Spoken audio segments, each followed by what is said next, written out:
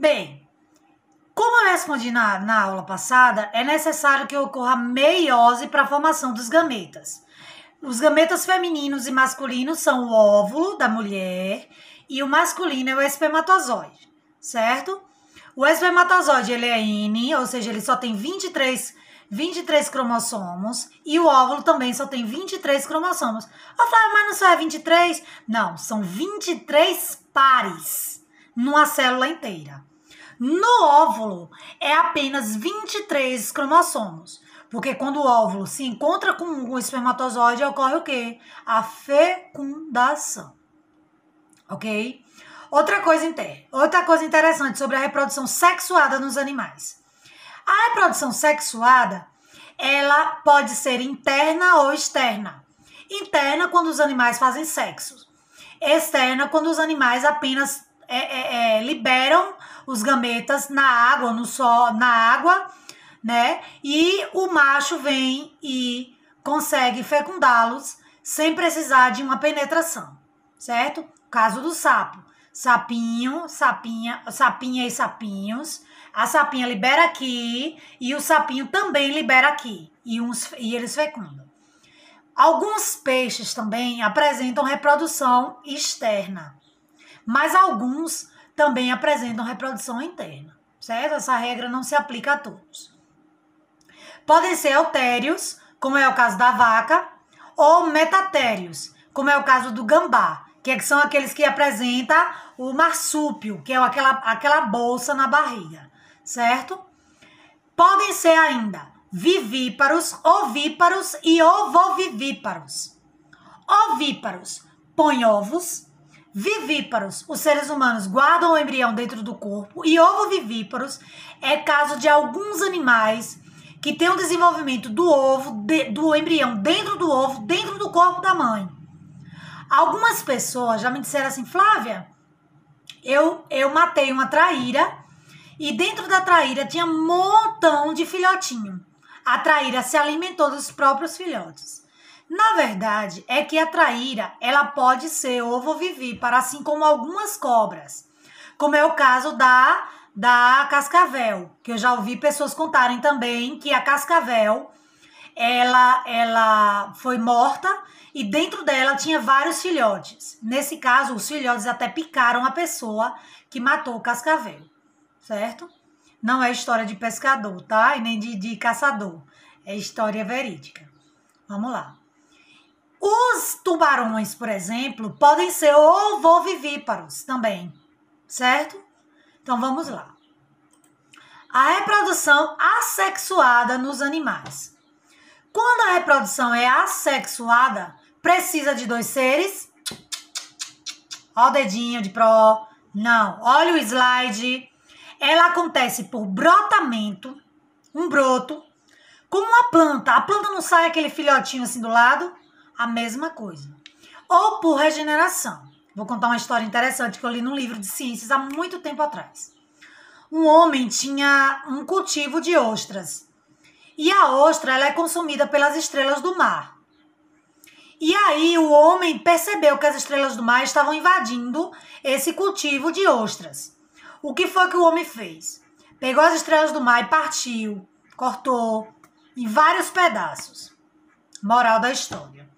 Ele tinha, vamos supor que ele tinha 5 estrelas do mar devorando. Ele partiu cada estrela em 3 pedaços. 5 vezes 3 dá quanto? Dá 15. Ele ficou com 15 estrelas do mar. Por quê, Pro? Porque a estrela do mar, a depender do corte, de onde foi o corte, o corpo dela se regenera em uma nova estrela do mar. Certo? Procurem isso, por favor, na internet. Olhem direitinho para vocês verem essa história como é intrigante. Então, a estrela do mar, ela se regenera. É como se eu cortasse aqui, ó. Aqui esse lado vai virar uma e esse lado vai virar outra. Certo? A estrela do mar, ela funciona assim. Só que tem um lugar específico para cortá-la para acontecer isso. Senão ela morre, tá? Vamos lá. A reprodução sexuada, ela garante uma coisa que a reprodução assexuada não produz.